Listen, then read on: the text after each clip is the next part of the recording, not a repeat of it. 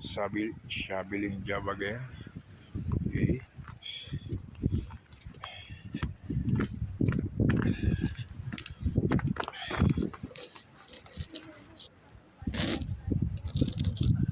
It's shoveling job again.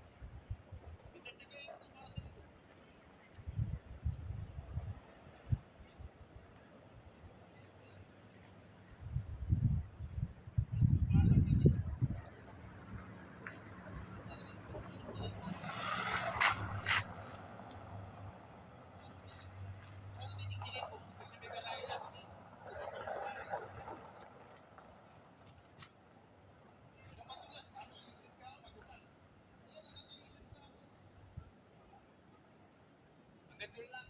Yung isang diretso lang na yan.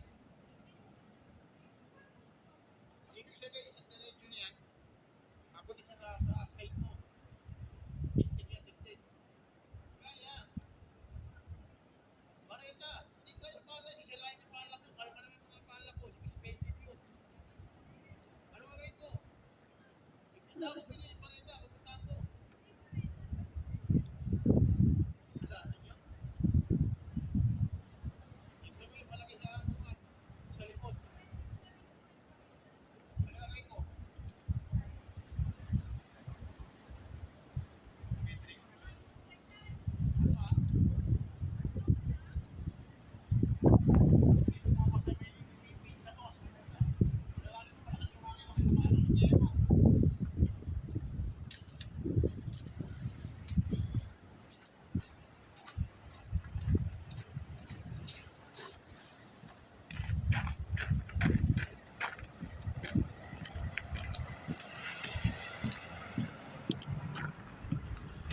Pabalik tayo sa 7-Eleven. Bakit? Kukunin natin yung bareta. Hanggang doon lang sa may kalsada niya, sa magmumula pintuan niya, hanggang sa may papuntang sasakyan lang niya, yun lang, wala na. Sabi ko, anong gusto mong makain? Sabi ko, siyempre, yung hotdog, big pies, may drinks pa, kaya mahal naman kita, tawa ng tawa sa akin. No? Sabi niya, kaya kung di mo mamamasay, yun lang, kung di mo mamamasay, may pizza pa. O sige, tatawa ko na doon. Okay guys, we going back to 7-Eleven before cleaning this area from the door of our clients. There is dark. Okay, there.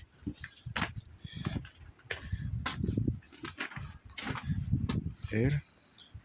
So from there and there, we going back here. Going this way at the parking lot. Okay. From there and there. Only here.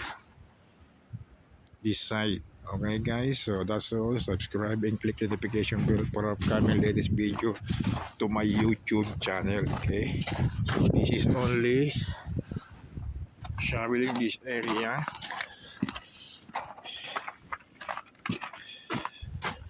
And there. Okay, see you guys. That's all. It's windy and a little bit snowfall and it's snowing. Okay, see you guys. That's all.